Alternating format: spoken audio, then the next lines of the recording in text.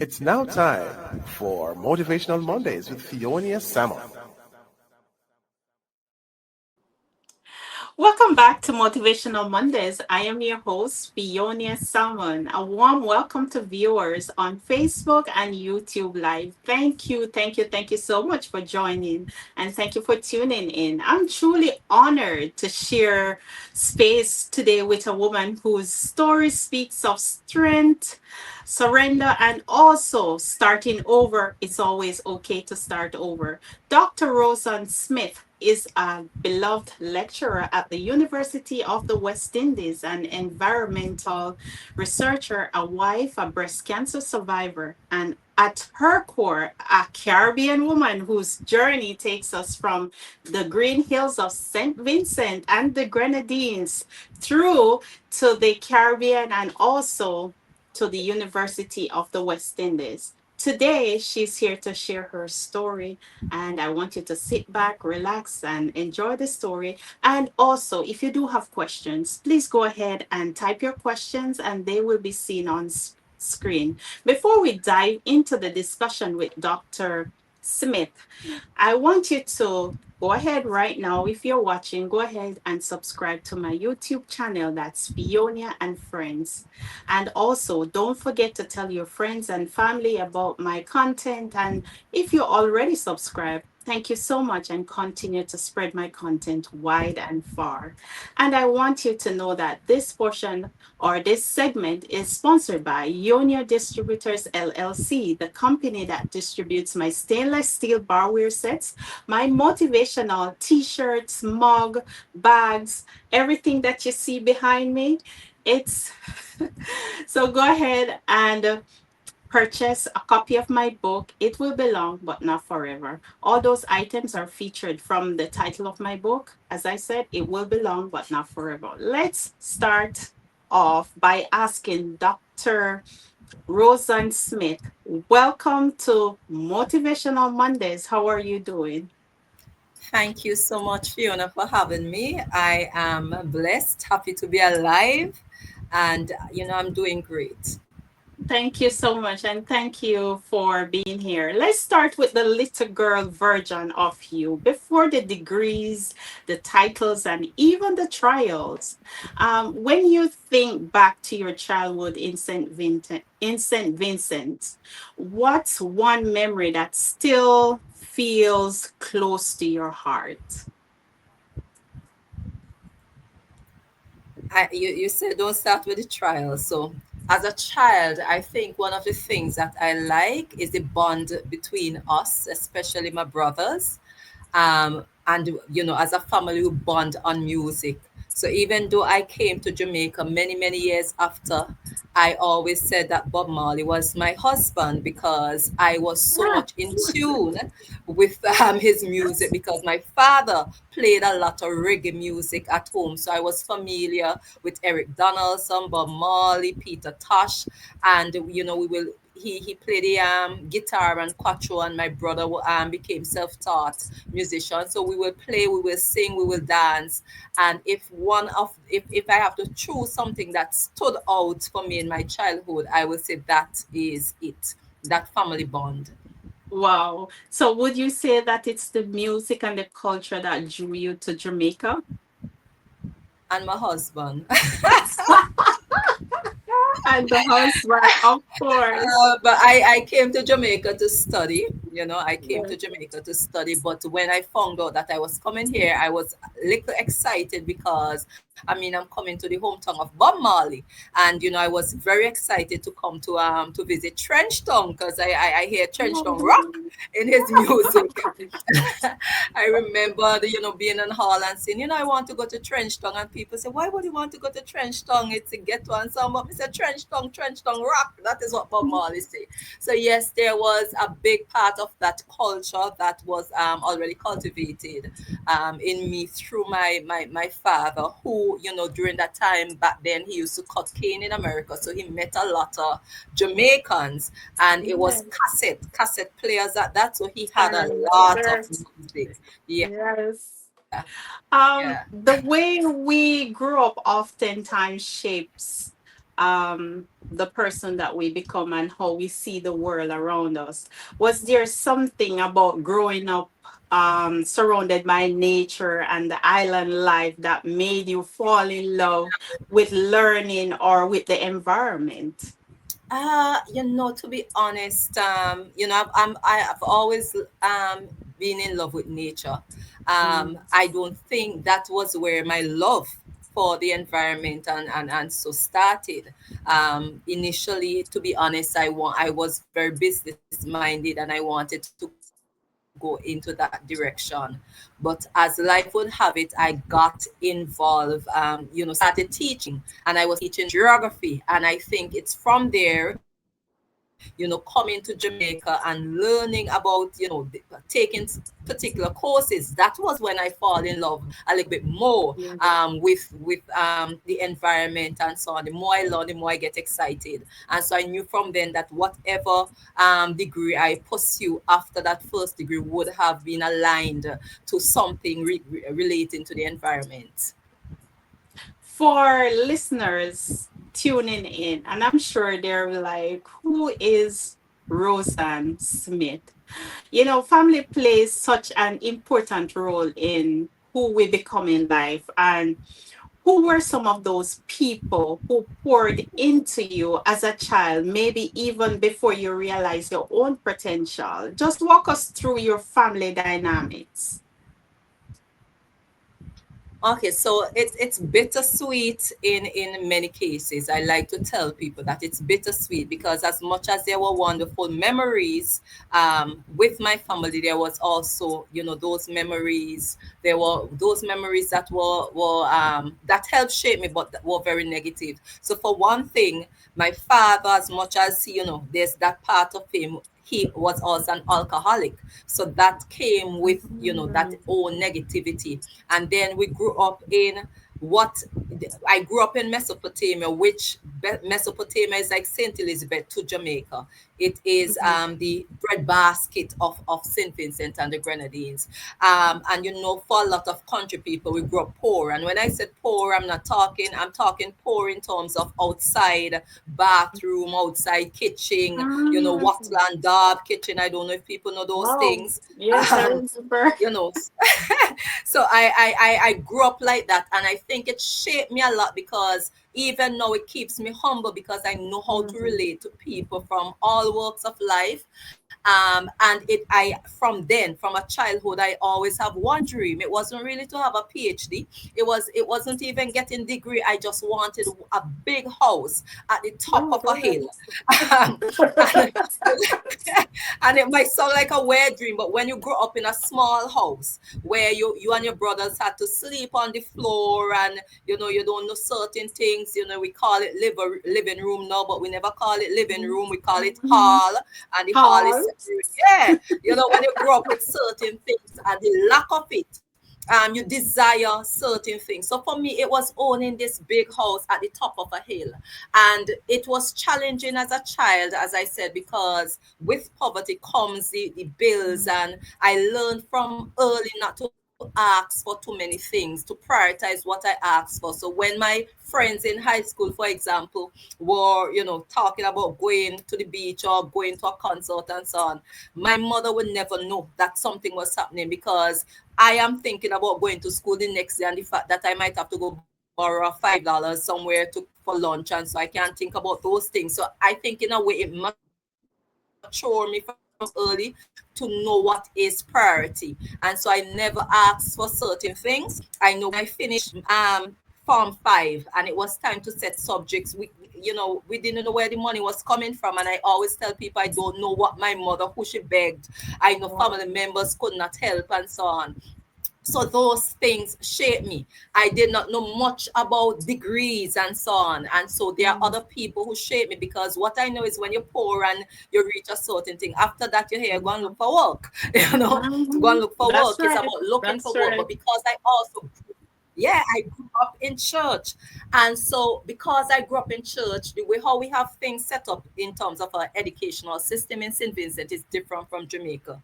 Jamaica has the CAPE subject, so you move from high school, and within your same high school, you can move to sixth form. But we Mm-hmm. have a separate college for that. So when I finished my subject, it was go and look for work. That is what I was hearing. And my pastor wife was saying, aren't you going to college to do your A levels? And I was like, we don't have money. We didn't even have the money to pay for my subject. And she started to tell me who I can ask for sponsors, how she works there, and so I can get a ride down and all. After that, my mother might have to provide. And it is the first thing that made me again re-emphasize priority, because I had to go and beg. I usually say the word beg because I had to drop pride. I remember going to people asking them to sponsor me from that young age to get to do my A-level subjects. And so I got people sponsoring me books, sponsoring me uniform. I had to walk a certain distance to get a ride with my pastor wife, no matter how far the distance, because I or when I have class, because I just know I have to go there in the morning if I want to get a ride.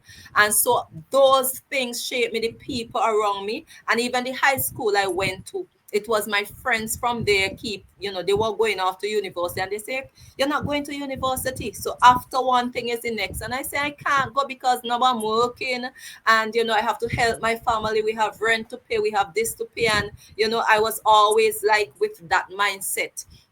And it was a scholarship I saw in the newspaper that made that first step. I didn't get the scholarship, by the way, but because I had already gotten accepted, I went ahead and seek out a loan. And so I came to university on a loan, and I can tell you from there, everything else started to fall in place. I think the internet keeps going in and out, but if you're able to hear me, I was saying you were talking about your humble start in life, and it's amazing how those early lessons stay with us.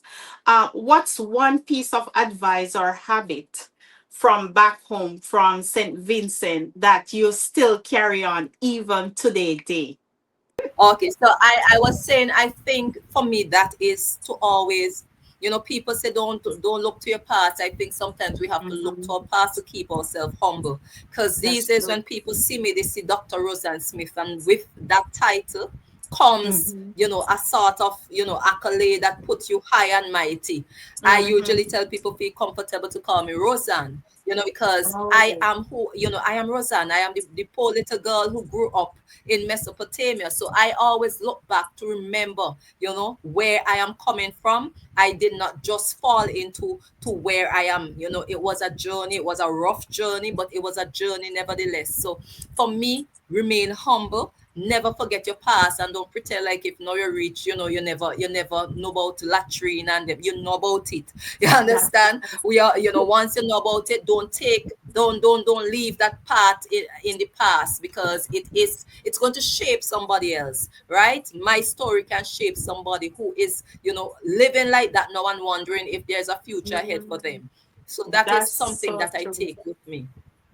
Oh my God, that is so true. They always says that your past determine your future, and always remain loyal and true to where you're coming from. I know oftentimes people are afraid of talking about their past because they don't Mhm. want people to know how struggling it was. But if you even talk about it, people will more respect you and look up to you Yeah, more. So thank you yeah. so much for sharing that.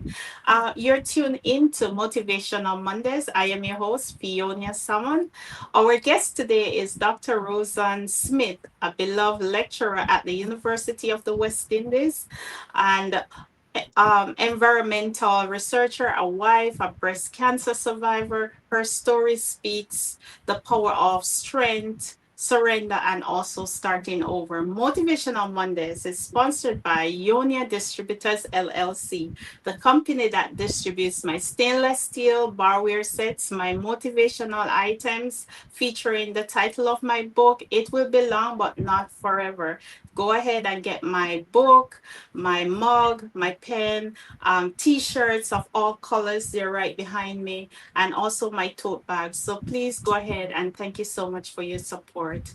And if you already subscribe to my YouTube channel, thank you so much. I appreciate you. And thank you so much for those of you who continue to share my content wide and far. I appreciate you so much.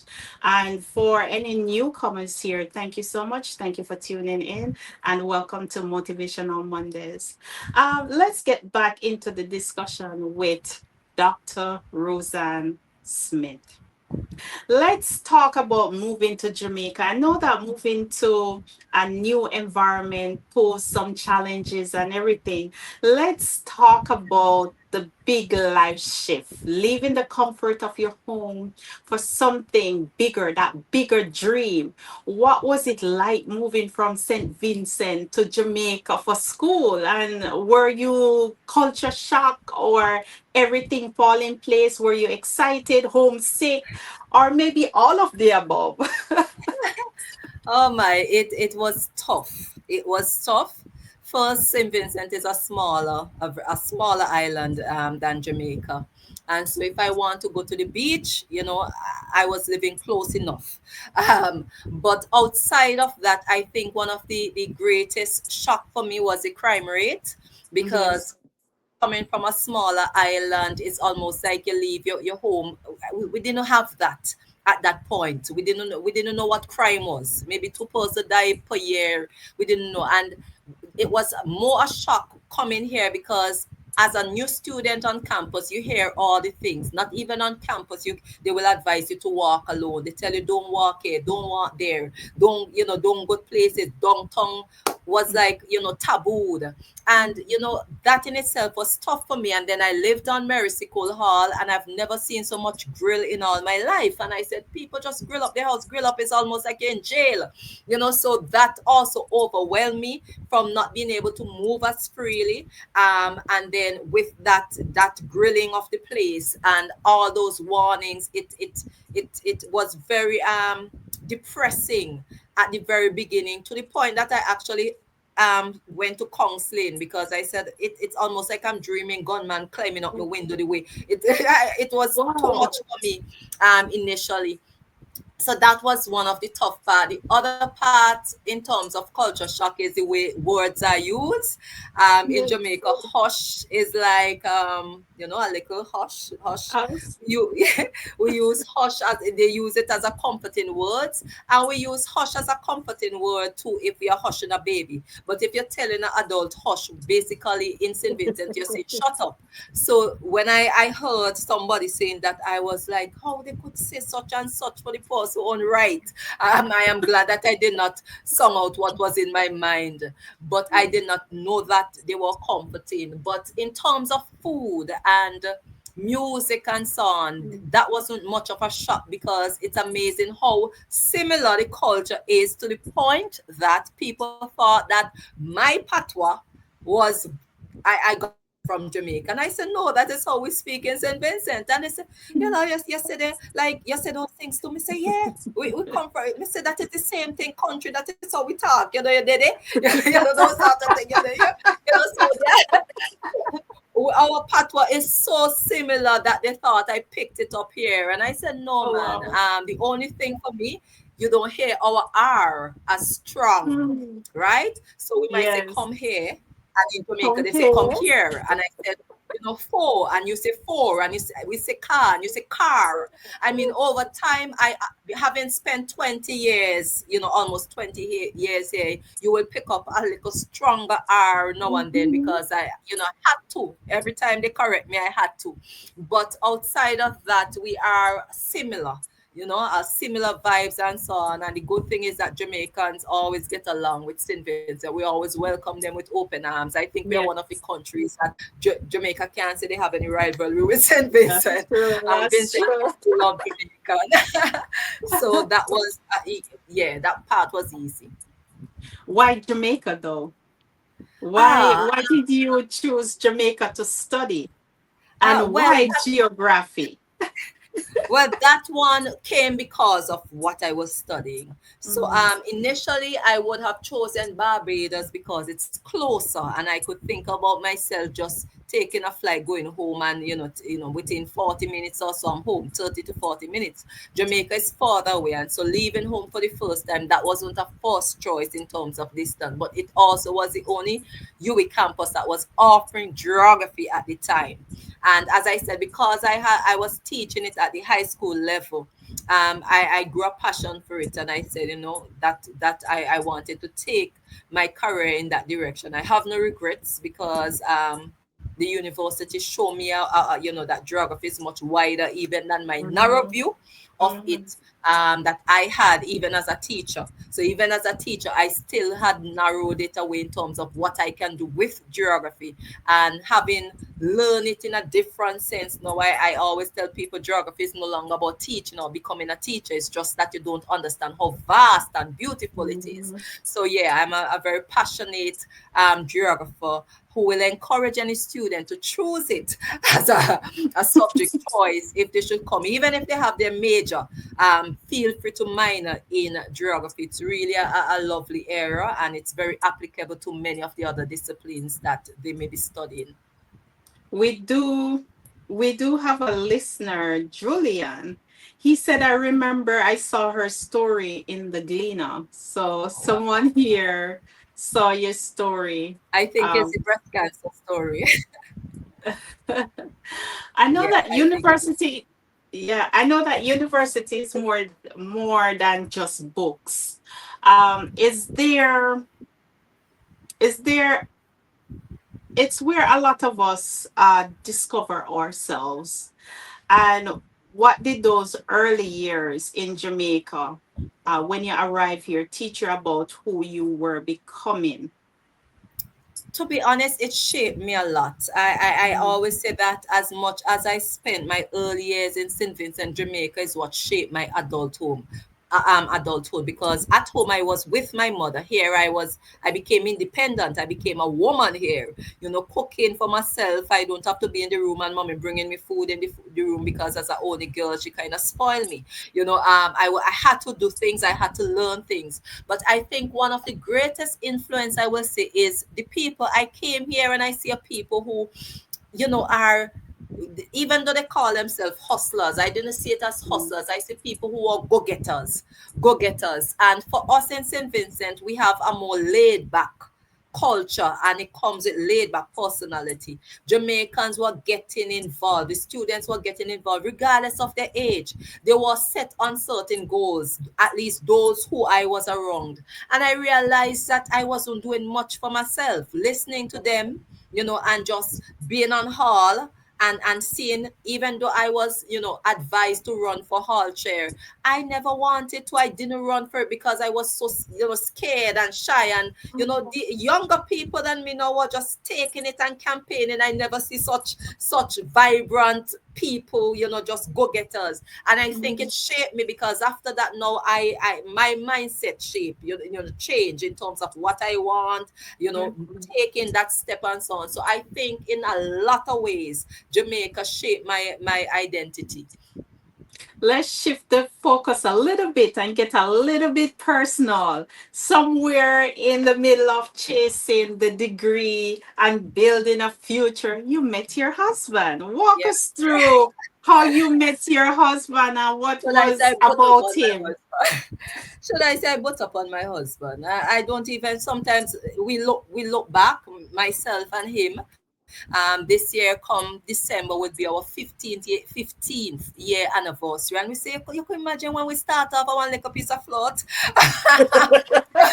It was a little piece of float. I see this guy on the hockey field, and I just like, you can't share your food. It wasn't to get anywhere. It was like, you can't share your food. And then I move with another question I asked him that he never could remember. And then after that, that was that. And then I just see him added me on Facebook. Oh. It wasn't Facebook at the time. It was Facebook or MSN or High Five or one of those things. But we It was maybe it was yeah, high one of five. those social media. And we began chatting, and I started remember me say, come add me on Facebook, but you never want to give me a piece of the food. And so we start we start chatting like that. Somehow I realized that, I was just being myself. Sometimes when in early relationship we pretend we know. Yes. We True. pretend. We try to be the True. nicey dicey, like, we True. want to show ourselves perfect and all Mm-hmm. that. But for me, I was just so much myself, sharing the nonsense, laughing, thing and so on. And we realized, it was then we realized, boy, we like each other. And we said this wasn't supposed to go here. We had that conversation. It wasn't supposed to go there. I am in one country, and then we say, you know what? This means we have to end this friendship. It's either we end the friendship or we go, because there's no friendship and say, oh, we can be just be friends. Not when you like somebody. You can't say, oh, let's just be friends, because, we're passionate about each other. So I went back home after studying, and we talk a lot through um MSN Messenger, and so we chat a lot, and we were just getting along in a way that I never experienced in all my, just it was just so natural. It was so natural. And so that is how my lecturer was trying to convince me to come back and do my MPhil with PhD in Oh, mind. And I was like, you know what, I don't want to come back. But having met this guy, I say, you know what, let me try to kill two birds with one stone. Yes, if it doesn't work out, I still have. I said, if it doesn't work out, me still have something going on for me. Now come up here, go to pour me egg in the basket. So I came back for studying with the intention that if this is real, it will last. And to be honest, I share about my husband all the time, because it's one of the best decisions I have mm-hmm. made in terms of marrying him. As much as people want to talk about Jamaican man, this and that, me find a good one. Too bad for you all. I found myself a good man. Oh, love is Also, so I have beautiful. nothing negative to say about my husband. He has been with me through thick and thin. And I went through my sickness, and he has been there. So we will be celebrating 15 years of marriage. Two beautiful Wow. children together, come December, Yes. and marriage don't last easy. So that is something big for me to celebrate, to say that even Mm-hmm. after 15 years, I'm still very much in love with him. And we are still very much happy together, very comfortable together. A lot of people can say that. So I am very grateful that God blessed me with a wonderful Boaz. Yeah, so that is a Amen. little nutshell. Amen. Amen. Love is beautiful, but Yes. love through hardship is more powerful. How did your husband supported you during your breast cancer, knowing or when you found out that you have breast cancer? What did that season reveal about your relationship? In a lot of ways, I think it's strengthened it. In a lot of ways, I Mm, think it's strengthened it, because here was I, I found out I had breast cancer, which was tough, which was very tough, because my husband mother had just had a reoccurrence of her breast cancer. So we were there dealing with her, and then I found out that I had it. So it was tough on him in many ways. And I think I haven't seen my husband broke down for many years. I haven't seen him cry or anything until he learned that I had breast cancer, even as much as he tried. But he was there, especially when it come to the kids. He helped a lot. My mother came up to mm, support, that made it a little easier for him. But I always say that when I look in the mirror, and people, unless they go through the journey, they don't understand. um when after I go through the chemo, and I've lost mm, every part of every hair that you're actually seeing nice and bunch, everything, wherever hair was, it I lose it, no eyebrows, so you have this look, and then it mm, age you, and that is something I read, even, but it does age you. I knew it aged me, because when I looked in the mirror, I'm wondering who was that, and I was crying, because I'm saying, look at this old person, I look so old, and he had to face that.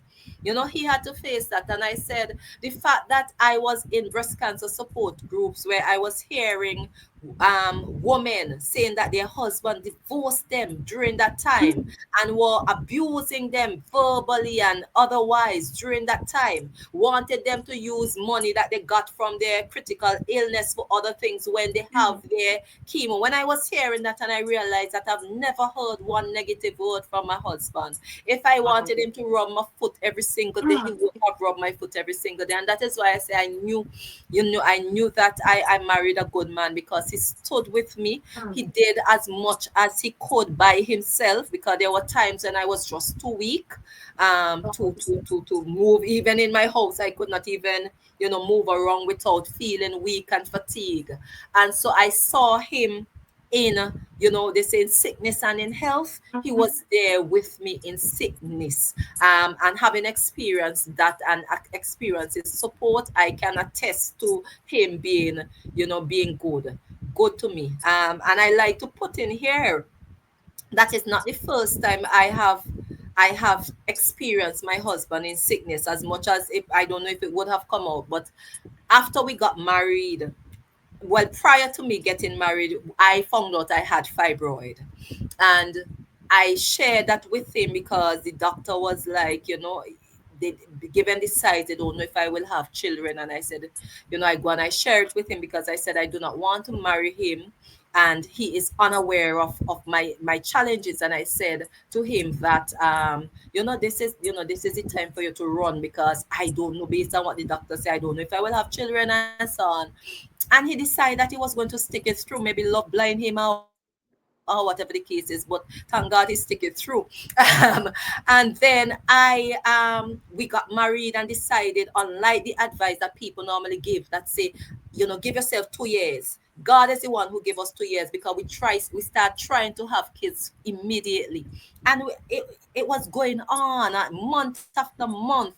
And that was, I think that was the most painful, before breast cancer, the most painful, because I never bawled. So, and then I started to be upset with myself. I said, when we go marry this guy for me, can't give him a child. And me start to say, when we go take up a woman's son for, woman one son, which is my mother-in-law, who was, she was very dear to me. And I said, when we go take up your one son, and me can't give him a child. And I was weeping and crying and fasting, because I'm in church and I go on every fast.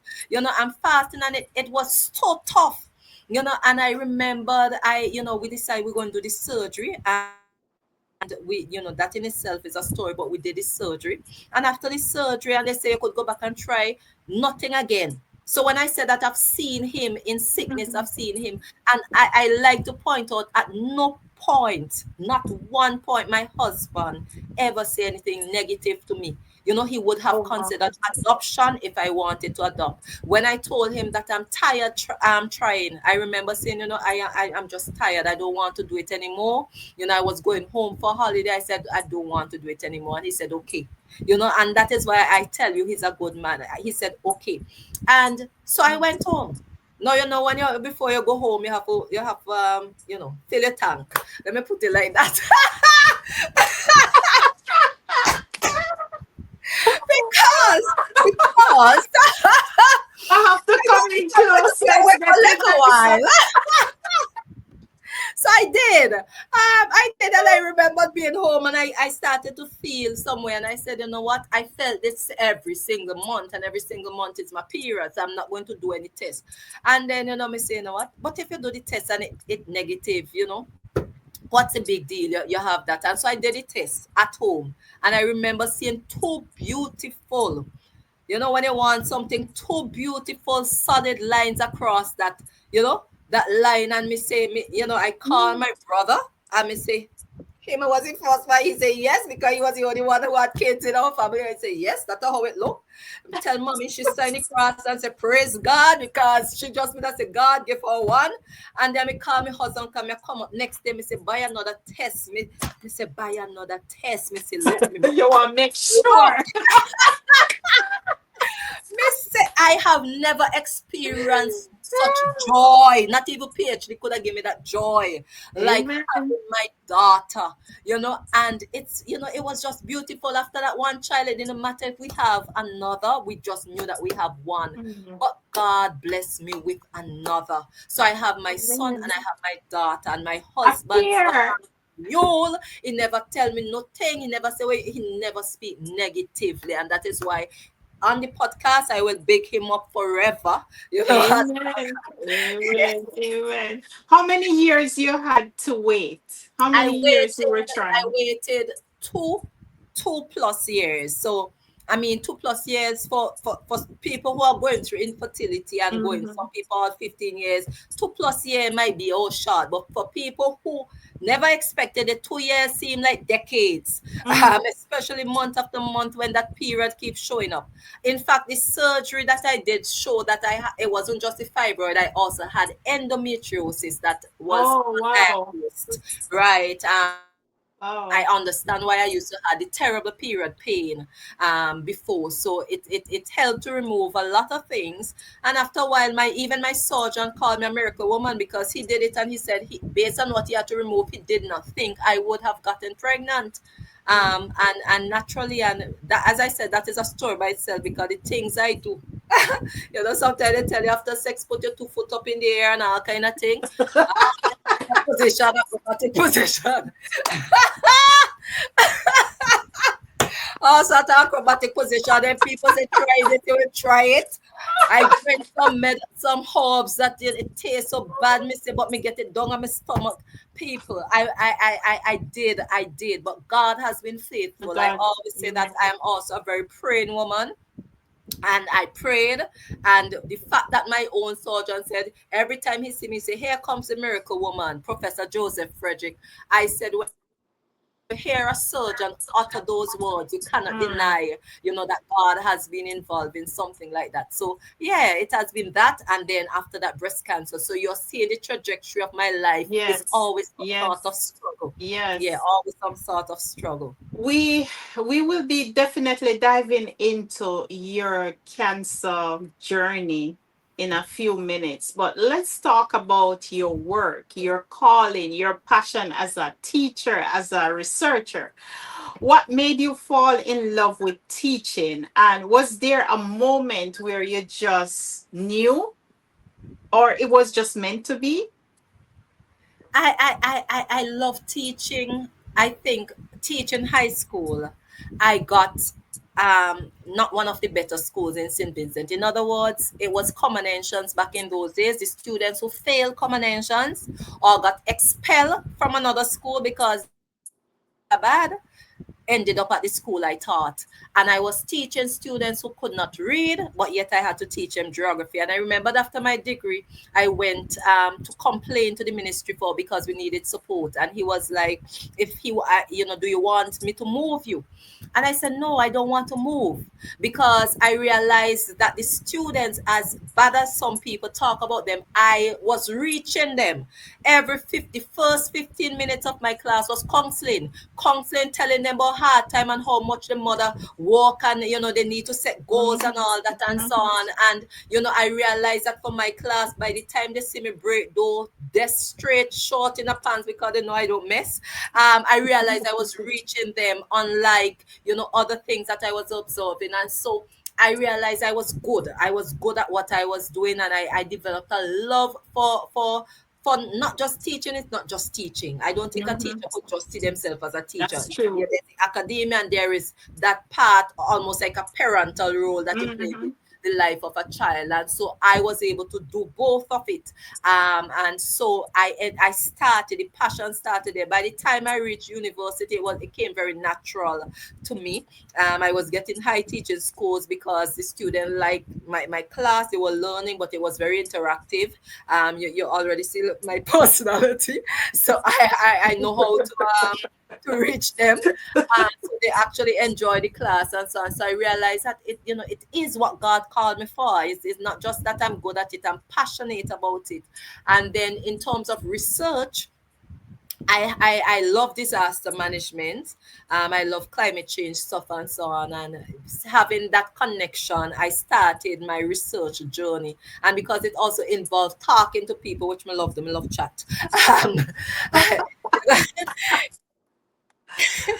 it's a way of reaching people and reaching people like me. So the poorer class of people, I focus a lot on community-based stuff, and I go a lot into the communities. And so there's so much to learn from them, and so much you teach yourself. You can teach. So a lot of things that I learn in research, I carry it back to the classroom. So it is almost like a two-way sort of street. And yeah, it's just something, it's a heart of a teacher. There's a paper that one of my lecturer, when I was doing the teaching certificate, give to us to read, and I said I do have that heart of a teacher. I have a passion for it. Some of us are just called. I believe I'm called for it. I love it. Yes. Oh my God. You have mentioned that you have done a lot of research in environmental. What are some of these issues that you find in the environment that really you take back to the classroom to impart that knowledge on your students or Okay, to so your in terms of students? my research, I there's a lot of things I look at, but mainly around vulnerability, reasons why people are vulnerable to like things like hurricane or natural disasters or other forms of disaster. What makes them more susceptible than maybe another group of people? What will make women worse off than men, or vice versa, based on the situation? So I look at a lot of vulnerability work. I look at human settlement also, where people are located and how that might add to their vulnerability. And in recent time, I started to focus on psychosocial. So I was in St. Elizabeth with my students last academic year, and we were looking at the impact of Hurricane Beryl, the psychosocial impact and Oh, approach. And because I realized that a lot of time we focus on the financial and the physical impacts, the economic, the financial and the social, but we forget people mental health, and we don't realize that somebody might have go through a disaster. They just get affected, let's say by a drought, or the hurricane burial, and right after the burial, where they are trying to get back on their feet, here is St. Elizabeth drought and all their crops and tomatoes. And you know how that can be for farmers who are solely dependent on agriculture. mm-hmm. Children can't go to Definitely. school. Some of them start abusing drugs or alcohol. It might lead to domestic abuse. And so there are so many stresses and connected factors that I zoom into, and I see it as priority that we cannot forget Mhm. in the whole looking at the impact of disaster. We cannot forget the mental health, because once that is affected, a man might say, yeah, you tell me start over, but me can't bother start over, because after one is the other. I don't have the drive Yeah, anymore. Right? And they can become a burden now on the government because they are jobless. Their children that's can't go true. to school and so on. So these are some of the things that I am passionate about. I should mention here, seeing that I talk about the research, that Mm-hmm. I was recently selected because, for those of you who don't know about the IPCC, which is the Intergovernmental Panel on Climate Change, they look at climate change, the different impacts, the science of it, and so on.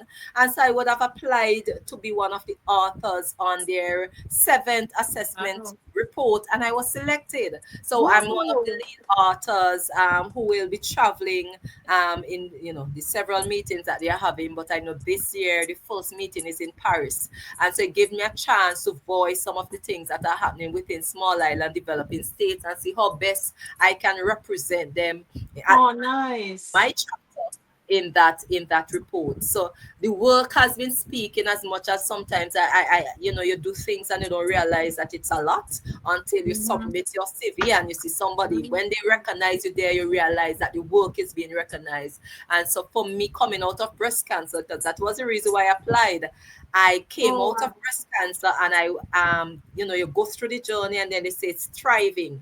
Mm, As a survivor, it's not easy. I can tell people that if you feel an that's ache, you true. wonder. You feel this, you wonder. And so it's not easy. And so starting back in terms of my career goals was not a very easy thing for me. And so I saw this application and I submitted it just because I said, you know what, you need to start setting your goals again. Don't you're not dead, you are alive. Live your life. And I Mm, submit that just because I was making that, step forward. And when I see that I was selected, I said, God answered a prayer. It is a step forward to put me back on the path that is so hard to stay on as a breast cancer survivor, because no one knows what tomorrow holds. I mean, all of us don't know what tomorrow holds, but for a breast cancer survivor, it's always that little darkness upon your head. You wonder yes, true. because you have to be going through scans, whether 3 months, 6 months, and you don't know if Mhm. at one point you will go back and hear a negative news. But with me making that decision, it's living, it's thriving, Living. it's moving on with my life and living it one day at a time. Amen. Amen. I was scanning through your social media, and I was also reading an article where you mentioned that, after which we're gonna talk about your journey, but I just wanna interject this. You said that you're living your life with no limits to it, basically. And that I must commend you on. The Caribbean is so beautiful, but also a vulnerable place. And as someone from this region, how does it feel to research problems that affect the very island that we all call home? Oh, it's a passion, and I'll tell you why it's a passion. Because I don't want to say every man for themselves. We all Yes. have different objectives. People from the global north, they are going to focus on their problems. And sometimes when they come into our context, they do not understand our context when they are writing their reports, right? They don't understand our people. They are just doing a job. For me, it's not just a job, it's a passion for change. And that is why even for climate change, and I sometimes I listen to COP and I will read certain things because I'm saying when we are making, I want to see strides. I don't want to see tiny steps. I want to see strides. And I will ask myself, does this really make sense? Does COP 21, 28, does it make sense? What are we achieving? And sometimes you hear about this meeting and you see that people who you expect to be at the meetings do not show up, and they are the ones who are really responsible for climate change because they are producing more greenhouse gases. So I said, for to be a Caribbean researcher is to represent us, because it is my territory that it is being lost. It's not theirs, right? So they can stay from their distance and they can speak. But for me, I am experiencing it. I am the one who, when a teaspoon of rain fall, I see the flooding on the streets here in Kingston. So I am seeing the urban flooding in the space. I am the one who know that, we water might cut off, or there's drought and weeks, months, years of little rainfall. So when you know that you are experiencing it yourself, it's no longer about getting paid. A lot of the research that I have done, that I have, it's some of them, it's independent research. I travel, I use my own money, and I do my research, and where possible, where I can integrate it into my students' classes, because we do field trips, I have them going out and getting information. So let me put this. So if you all see we coming into an era, geography and geology department, please welcome us and share the information. Right? It's part of us researching. But yeah, I think when you are here and you're experiencing it takes a different spin than someone outside, because you are feeling the strong hurricanes buried in the liquor of their roof. It didn't mash up their place. It mashed up St. Elizabeth, southern St. Elizabeth. It mashed up the Grenadine Island, Mm, in St. Vincent, Yunnan Island, and so on. So we are yes. the ones who are experiencing it. So we are best fit to speak about it, and to advocate, for climate change adaptation and mitigation. That's right. That's right. And you mentioned that it's expensive to do all this research. How do you raise money in order to fund all these research that you're currently doing? Okay, so sometimes there are two different ways. Sometimes you have to be strategic. So there are times when you have to write for grants. If you see a call, um, Yes. you know, at the university we have support systems that will help you with writing the grant. It doesn't mean that you will get it, but if you get that grant, that part of it will go to the research. The other part is that the university has something for lecture called study and travel, and so we can actually use part of that to travel to another island, and where possible conduct that is minimal though. So that is another, but it's another avenue for research. And there is also the fact that we are a department that weighs heavily on field trips. We have our students, and so we have to move smart and work smart, because part of it is they going into the field, they Yes. conducting the research, they are learning, they are writing, they are developing report Mhm. skills, they are learning how to conduct interviews and how to administer Right. questionnaires, so they are gaining the knowledge and so on. Mhm. So we have, sometimes we have to be strategic, because as much as the grants is the best way, it's not the easy way. And you know, sometimes you just don't win it, you know. So you might not have, so it's not easy. It's And not. if there's someone watching right now and would like to donate, how can they donate towards these research? I like, so for me, I was said they should call the Department of Geography and Geology, because I want you. I'm not going to tell you the whole of UB is my research, and this is, I'm on the podcast. Yes. So I'm being a little biased, but we have a disaster risk unit, you know, at the geography and geology department. And so if you call, you can ask to either speak with me, but you can also speak to the head, because either way I will have to speak to the head of department, which is Okay. Dr. Shireen James Williamson, right? And you can say that you want to donate to the disaster unit. I want to say, use that word, because that is where we want the research. That is the part that I'm pushing right now in terms of research. So if you want to donate, you can always call the department, and we can share numbers with you, contact. But I believe if you check your website, you will easily find those numbers. Department of Thanks. Geography and Geology. Department of Geography Geography. and Geology. Oh, so there you go. So if you're listening and you want to donate, please go ahead and donate. And this video that I'm about to share is really close to my heart. It's a special roofing project at Ferguson Primary and Infant School. I've launched a GoFundMe campaign to support this initiative. So please take a look, and if you're impressed to donate, please go ahead and help. Even a dollar, even a couple cents, I really appreciate it, and I'm sure Ferguson Primary and Infant School will definitely appreciate it as well. July 2024, Hurricane Beryl swept across Jamaica, causing widespread destruction, and our beloved Ferguson Primary and Infant School in French Park, Manchester, Jamaica, was not spared. One of the hardest hit areas of the school was the Guidance Counselor's Building. The roof was completely torn off, leaving the building unsafe, unusable. What was once a safe, supportive space for our students are now exposed. The Guidance Counselor's Building is more than just a room. It's where our children receive emotional support, conflict resolution, and a listening ear during tough times. It's a vital part of our school, a place where healing happens. Without this space, our students, especially those facing emotional or behavioral challenges, have lost their safe haven.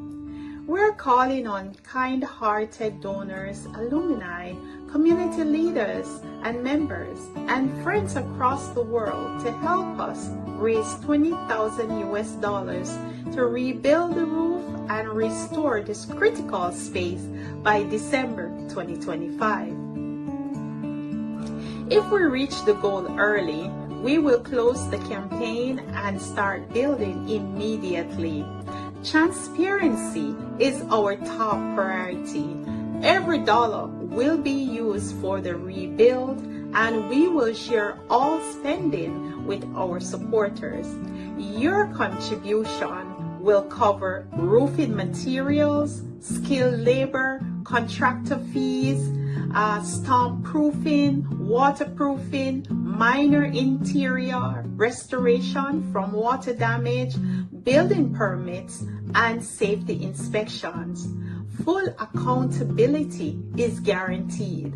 We'll provide photos, updates, receipts throughout the process, and also heartfelt messages from the students and staff. In a rural community like French Park, rebuilding isn't always quick or easy, but with your help, it's possible. Our children deserve a safe space to express their fears, dreams, and challenges. Let's not let Hurricane Beryl take that away. Donate any amount. No contribution is too small. Share the campaign on social media, WhatsApp, email, word of mouth.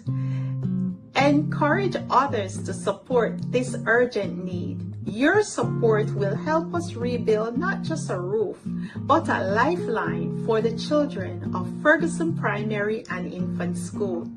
From all of us at Ferguson Primary and Infant School in the heart of French Park, Manchester, Jamaica, thank you for helping us recover from the storm. Thank you for giving our students hope, healing, a safe space once again. Together we rise. Together we rebuild. Help us restore what Hurricane Beryl tried to take away. Please go ahead, click on the link attached, or go to GoFundMe. Type Ferguson Rebuild Campaign. Bye.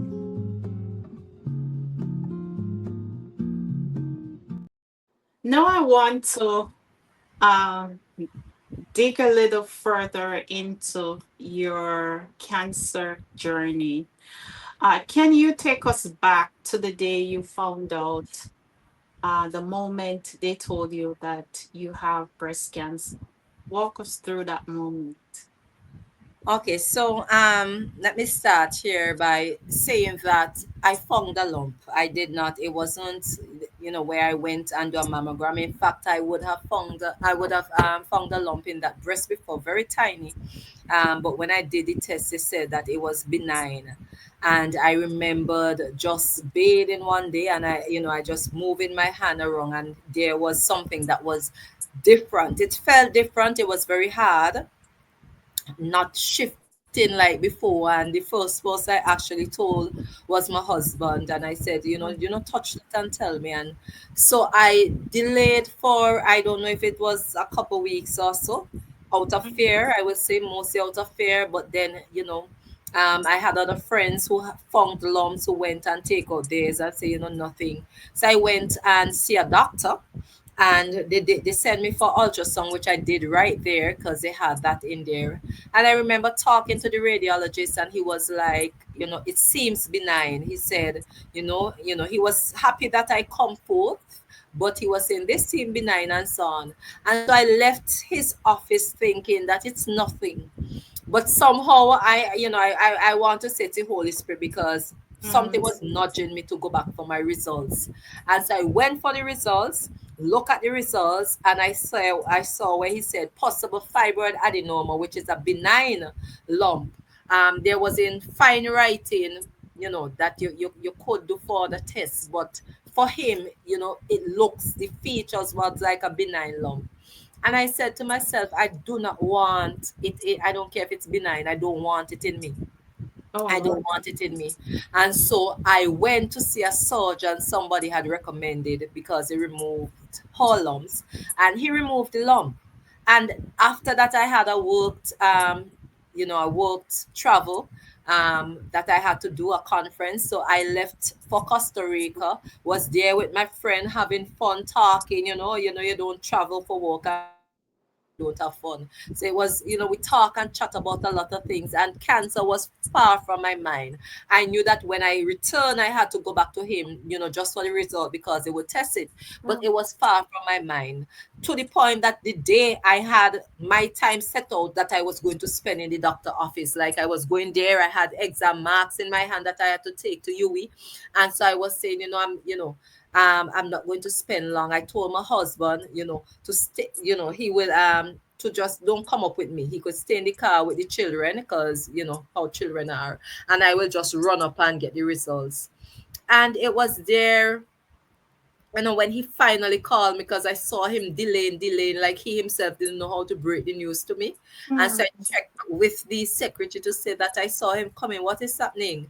And so I went in right after that, and it was there he break the news. And Oh, wow. I can't tell you that there was no emotions of sadness, or I just went numb. I just went Mm. numb. People, we have never heard about cancer in a positive light. You hear cancer, you hear death. That is Yes. how cancer is. Mm. Nobody don't talk Mm. about cancer and talk about living. So I went numb. He was talking. He continued to explain to me all the things that I needed to do, and so on. But I don't know what was registering, except that I knew that he had to leave the office for a little while. And I just pick up my phone and call my husband. I said, I was just told that, I have cancer. And somehow his phone was connected to the Bluetooth in the vehicle. So my Mm. daughter heard. My son would have Oh, been. wow. So that was how my daughter found out. And so he told me a lot of things, as I said, what the scans I had to do and all these different things that I take note of, but I don't know what register, because it's so hazy to hear something like that. And I remember leaving his office now, and this is how life, as much as it's a tough journey, it was a sad journey and everything, it Yes. really shaped who I am even today. Because after that, I forgot about the marks and going up UE and all the things that I was rushing to do. Oh, It wow. that is just, everything becomes secondary. And I Mm. remember coming down the stairs, and it was at the point when I looked over to the vehicle that was parked with my husband and children, my knees buckled. It was, Oh. I broke down, not in the doctor, I broke down, because as I said, you Mm. hear cancer, you hear death, and I'm thinking I'm going over my young children that I prayed hard, pray my hand of prayer for. They are young. My daughter was, she's 11 now, so that was 2 years ago, so she was 9, right? My son Wow. was 4. So I was beaten, my knees buckled, and I had to hold on to the wall Mm. before I moved to them. And by the time I get to the car, my daughter was crying, because she realized it's not good news. Mm. And everything was just gloomy. So I just rush Wow. up on campus. I give in. I did not stop. I just give it what I had to somebody, and say that everything now, I can't participate in nothing now. I just got some terrible health news. I cannot share anything, but I would not be present at any meetings and so on. And everything, just my life turned upside down, Mm. right? Mm. Because as much as I was thinking death, I was thinking about people who died.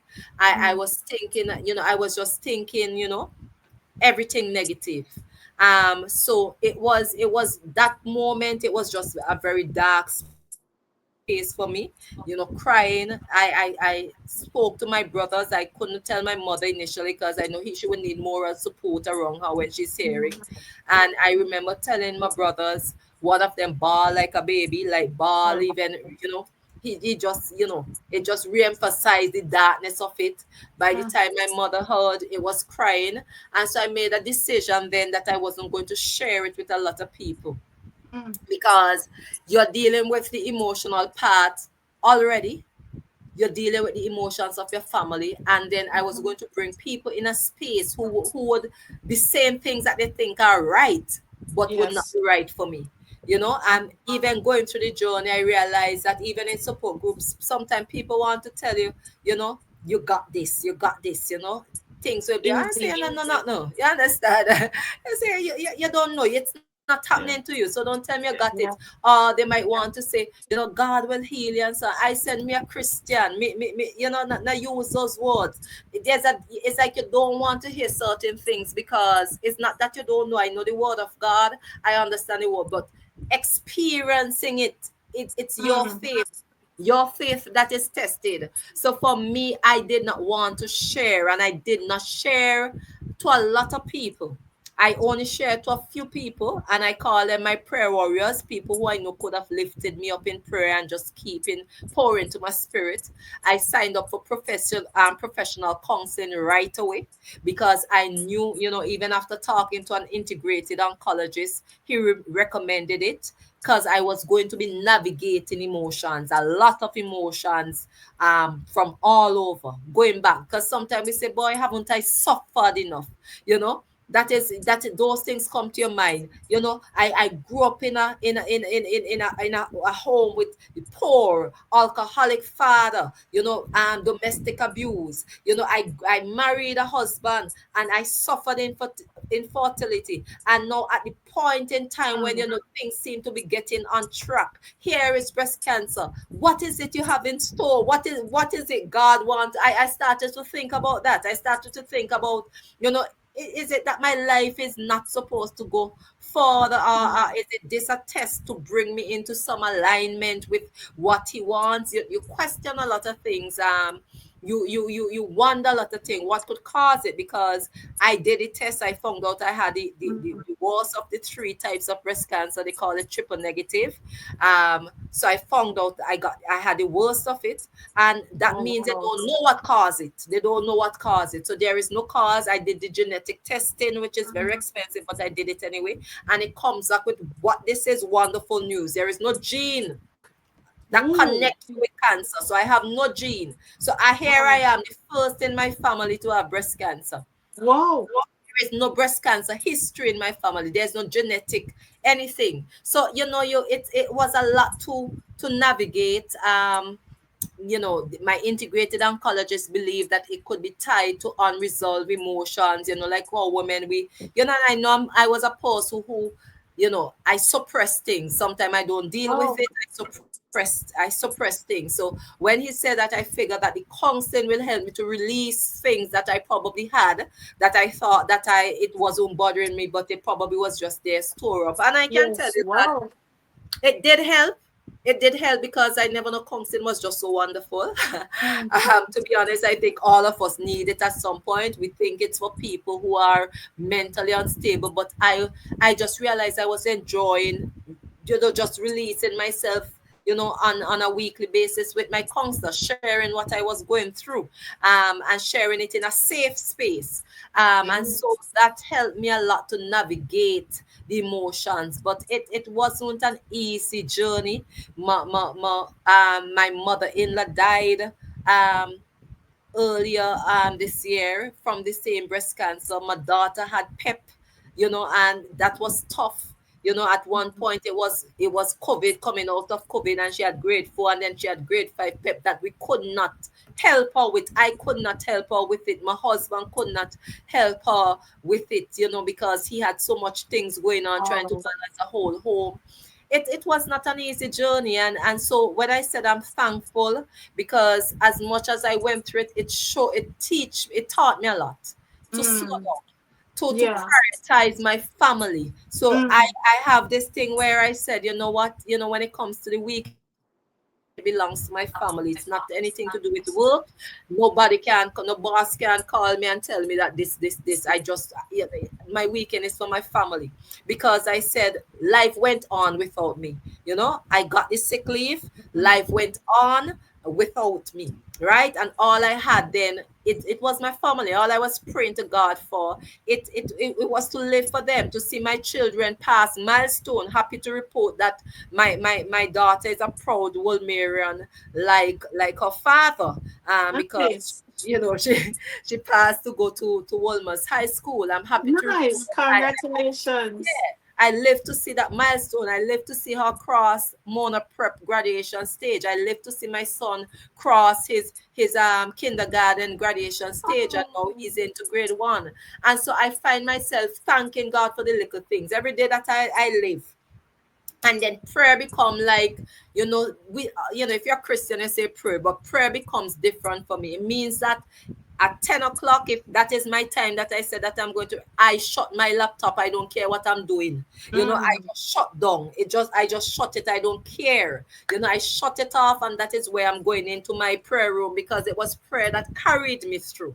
You understand? So because I realized the things that become important to me, I said it doesn't matter now that, even if my career step in a positive step, I ensure that it doesn't step above where it's supposed to be, because it was really God and me. And that is why I was able to write the book, because it was really God and me. As much as my family was there, the only person who hold the keys to life and death is God. God And Himself. yeah, That's right. God yes, Himself. God yeah. Himself. And you mentioned your book. Your book is not by.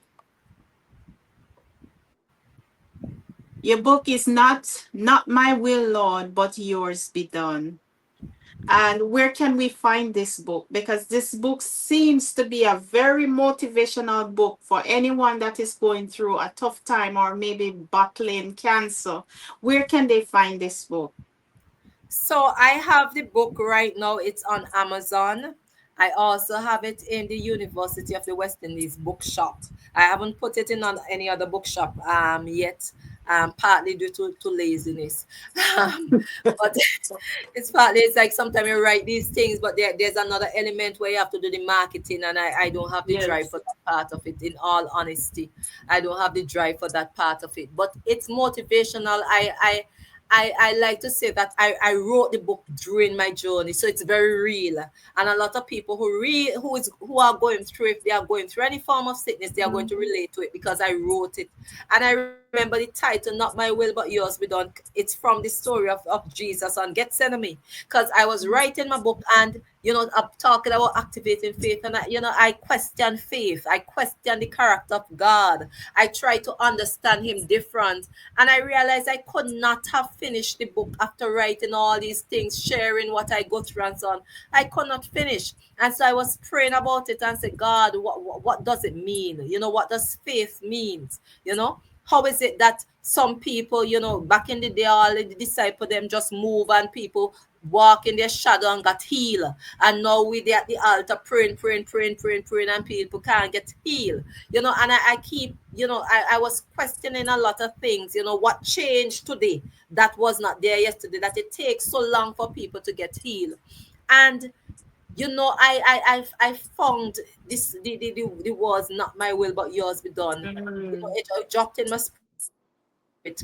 God lead me to that story of Gethsemane, and it was saying that it's not like Jesus wanted to say, like we normally preach about it, but it's not like if he wanted to soften and go through all that he did for the cross. The Bible said, "He said, Father, if it's your will, take this cup away from me." And that is what I was saying. God, if it's your will, take this thing away from me. I don't want to go through this again. But at the end of the day, everybody was subjecting Mm. their story. The three Hebrew boys, Shadrach, Meshach, and Abednego, they said them now bow. That's right. I know God could That's deliver right. us from the fire, but Mm. if He chooses not to, we still not bow. So at the end of the day, everybody was subjecting their will to God's will. And so I subject it. I said, God, is not that I want to die, I want to live to see my children grow up. I want all that. But at the end of the day, it's not my will, but yours be done. And Amen. after He gave me that, I felt such peace. It's almost like you feel at peace. I began actually, thriving. I began thriving. It's like I reached a place of acceptance, saying, it's not about me. And that is why I said no. I practice Mm. the scripture that says, "Seek ye first the kingdom of God and His righteousness," meaning Righteousness. that I Mhm. prioritize Christ above everything else. Amen. I love my career, I love my children, I love my husband, but they are all second nature. They are second to God. I seek ye first the kingdom of God. Amen. They know that when Amen. certain time hit, mommy gone into the her prayer room. That is my Mhm. bedroom still, but I have my little chair in there, and that is where they will hear me, from outside of the Amen. doors. And I spend a lot of time daily praying. It also taught me not to be selfish in prayer, Mm. because there are a lot of people who are sick. Having gone through chemo, I feel it for every child who is on the wards in the hospital, who have to go through chemo because I know what it does to the body. I don't understand how children make it. How is it they go through it? And so Mhm. it has become, a priority on my prayer list, so to pray for people who are going through things that are similar to what I've gone through, who have gone through cancer, who are going through chemo and those sort of things. So I pray for the sick much more than I would Amen. have done. So sometimes this situation, as much as it's rough, it shapes Mhm. you and it That's teaches, right. and it brings you into alignment with what God's plan Amen. for your life. Amen. Yeah. How many years did you what that have that cancer scared, or are you in remission currently, or just share So that with us? right. So I found out in August 2023, right? Okay. Right, that I had the cancer. By September I was back in surgery, and after the surgery now, there was they say you have clear margin and so on. It's not in your lymph node, so they do all the tests and say, okay, it was only within the breast. It didn't go anywhere else. I did a CT scan and so on. However, once you have something cancer, but especially triple negative cancer, it's like the encouragement was to do chemo as a backup plan, to say that you don't know if anything escape or whatever. It could be nothing in escape. You don't know what you're killing, but they encourage it. And to be honest, that was also rough, because when you're going through these things, everybody has advice. I hear somebody come to me, he's selling herb medicine. The first thing he said, now make them put them thing in your body, now make them kill thing, I kill them, I kill thing, and so on. And they frighten you into that, and then the doctor themselves are going to say things that are scary. If you do not take the chemo, I can guarantee you that you're going to die. I hear those words. So you are there navigating who is who, because those who are for the natural line of medicine, they have all sort of things to tell you as to what you should do, and then on the doctor end, so it's that in itself was also rough, because you want to make the right decision for yourself. And I don't think people, you know think, or spend some time to understand the impact it can have on the actual patient, who is the Mm-hmm. one who has the breast cancer, who has to make the decision for themselves. They just feel like they are telling you the right thing. So it's not easy. I think people need to use some empathy even in talking to you, and Mm-hmm. let you understand that these are your options, but the decision is ultimately yours. And so I chose chemo knowing that I had to sign something saying that it can actually lead to your death. It can cause these things and so on. But I took chemo, and I finished chemo, 16 rounds of chemo, in the third week of March, right? Last year, right? And after that, I wear wigs. I don't like wigs. I wear false eyebrows. You could buy them on Amazon. Wow. Yeah, you actually, there is this one, and you wouldn't even tell, because I wear it, and by the time you put your makeup and so on, so a Yes. lot of people was seeing me, what they see, that I lost weight. So they would have wondered, in fact, somebody say, oh, you look so nice, what you're doing. What you're doing, like if you're doing this grave like thing and so on. So I lost weight, a lot of weight, but the hair come back, so I was really happy. As soon as the hair start, that picture that is on the flyer, hair coming back, I just throw the wig. To hell with the wigs. I said, I never like wigs. I'm not a person I'm not into wigs, and so on. Occasionally, I might get real braids, but even that I don't like, because I tap my head so much with that. But yeah, I came out a little stronger mentally. Mentally, it's not that the fear is not there. The fear will always be there. I think there are many times I go to God in prayer, and I remind myself of the scriptures, like He has not given me a spirit of fear. But there are times that I get scared. I'm not going to Mm. deny that. There are times when I do get scared, because I'm still very much under watch. It was just last year. I have another doctor's appointment come October, and then after that, 6 months and 6 months, and that is how my life is Wow. now. Wow. Wow. So many women are walking through quiet battles, juggling work, motherhood, sickness, and even having expectations of their family and everything. What would you say to women listening right now who feels overwhelmed but still showing up day by day? What would you say to them right now? Put yourself first. That might Mm, sound, it might sound selfish, selfish. but sometimes you have to be selfish. Put yourself first. And Mm, I say that because there are a lot of times people figure that if you don't do it, life collapse. You know, things, if you don't do it, then nothing get done. But then when you get sick, things get mm, done. The work go on, they find somebody, you are easily replaceable. And I said, put yourself first. I know there are times when people are so much into their jobs and their boss is so mhm. pressuring on them. I have learned, I don't know about you, but I have learned when I stand up for what I believe is my right, I gain Yes. respect. And I always find that it's the people them who yes, who the work is poor on their shoulder. They are used. They are doing the jobs of three person for less money than who's supposed to do it, and you're being used. So I think sometimes you just have to have some cutoff point. You know, I mention it publicly. It's no disrespect to the people who are in charge of me, but I said even for my students, I said when you can call me, but you see when 6 o'clock hit, do not call me. Me say not call me on the weekend. You know, I will say that. I said, do not call me. I said that belongs to my family. It's family time. And sometimes they text us and miss, I know that it's your family time. So you don't have to respond now. You could respond Monday. They shall wait till Monday. So because I prove to them that I'm serious. So I see the message. They might know that I see the message, but Monday. You know, you shall wait. I said, if I choose to do work on the weekend, it is my choice. It's not because you tell me to do it. Because Mm, my health matters. I will also encourage you when you're putting yourself first to when you're doing that thing for you. You see that little massage that you say too expensive, go take your yes. massage. Spend some money on yourself. Mm, Don't leave yourself out in terms of spending your money on your little facial and so on. Don't save up the money, you're going dead, leave it. You know, spend a little money on yourself. I've seen several people by before they hit retirement, they think they are going to retire in the next year. And some of them hit retirement, true. but they did not True. live to spend their retirement That's fund, right. right? So do something for you. Do your nails. Get your massage. That is things I prioritize. Once per month, I am going to get my massage. In fact, I have one book I can tell you about Miss Pinto Javanese. She's wonderful. Let me advertise her. She's wonderful. So I prioritize me, you know.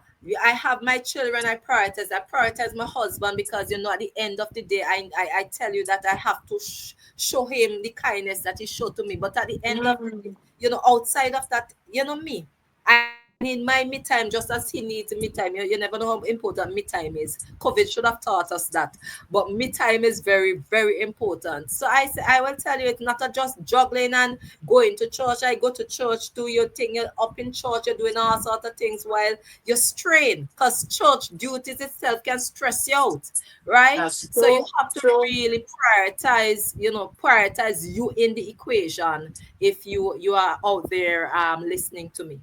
That's so true. And also, you wrote a children's book. Talk of Yes. yeah, talk about your children's book. Yes, so I wrote that children book a few years, as I tell you, sometimes I forget when, but it you see, it's called The Day I Became a Hurricane, and it's also out of my love for what I'm studying, disaster management, and so I will tell you the wonderful thing. I wrote that children book in maybe half an hour, and the first person I read it to was my daughter, and also my husband was there, and you know they were blown away, and it just came to me. It's a book that teaches children about hurricanes. So we are in the hurricane season now, and so it Mhm. speaks about how a hurricane is formed. You know how you know the impacts of a hurricane and preparing for a hurricane. But I don't do it in the general way that you know it's like you're reading notes. like you're studying. I put it in a story format where the Oh, hurricanes, they have nice. names. So, storm is the brother, of Mm-hmm. depression, and, hurricane, he could develop into hurricane as he grow older. So I have it in a way that is very children friendly.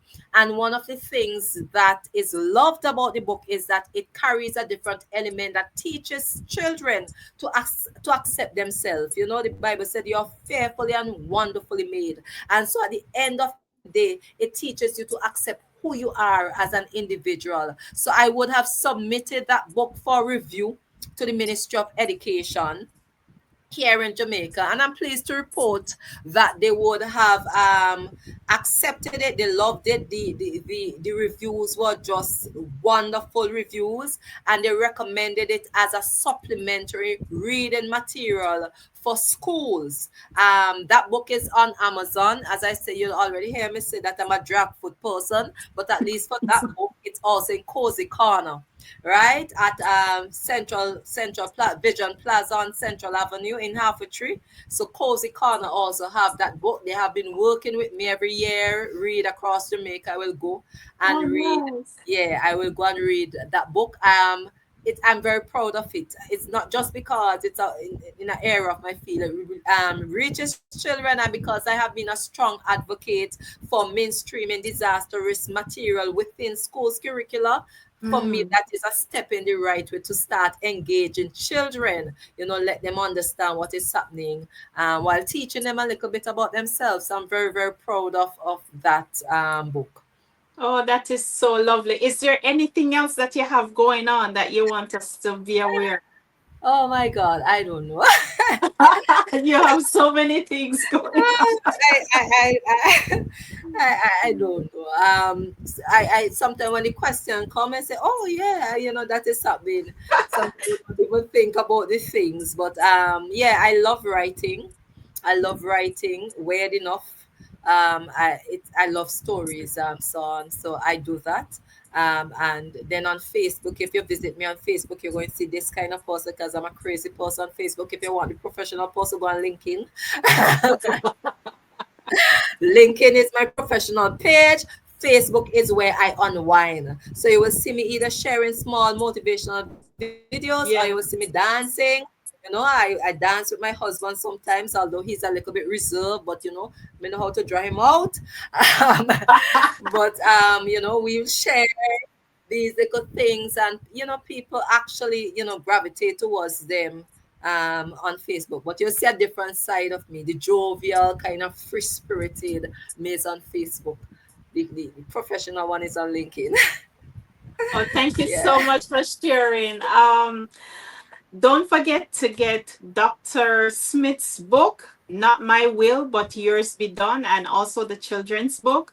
Go out and get it. It's on Amazon. And if you're in Jamaica, it's also at, remind us, we're in Jamaica, halfway Cozy three, Corner, that is the name of the Cozy bookshop. Corner. Cozy Corner, Halfway Tree Vision Plaza on Central Avenue.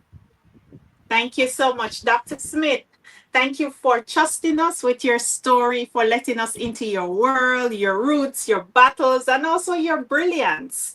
Your journey is not just inspiring, it's healing. For every listener who's ever doubted their strength, you have reminded us that strength can sound gentle, look like love, and raise out of toughest seasons. To everyone tuning in, if this conversation moved you, please share it. Tag us at Fionia_Salmon, or we can tag you, Dr. Smith. Where can we tag you? Roseanne.smith.7. That is my Instagram handle. And on Facebook, I am just Roseanne Jasmine Smith.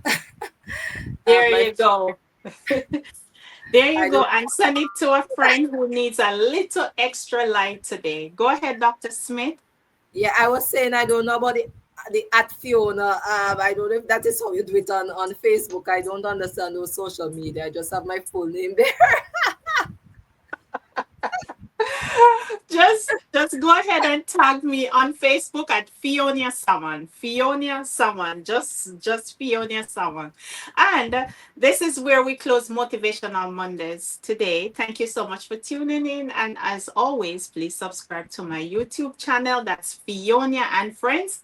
Be sure to get my stainless steel barware sets, my motivational book. It will be long but not forever. Don't forget to get also Dr. Smith's book, Not My Will But Yours Be Done. Make sure to get that book as well. And also don't forget to share, like, subscribe. Until next time, keep going, keep growing, keep choosing you. I am your host, Fiona Salmon. Have a great one.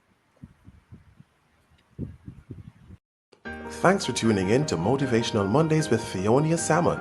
Motivational Mondays airs every first and third Monday at 7 p.m. Eastern or 6 p.m. in Jamaica. And it's sponsored by Ionia Distributors LLC.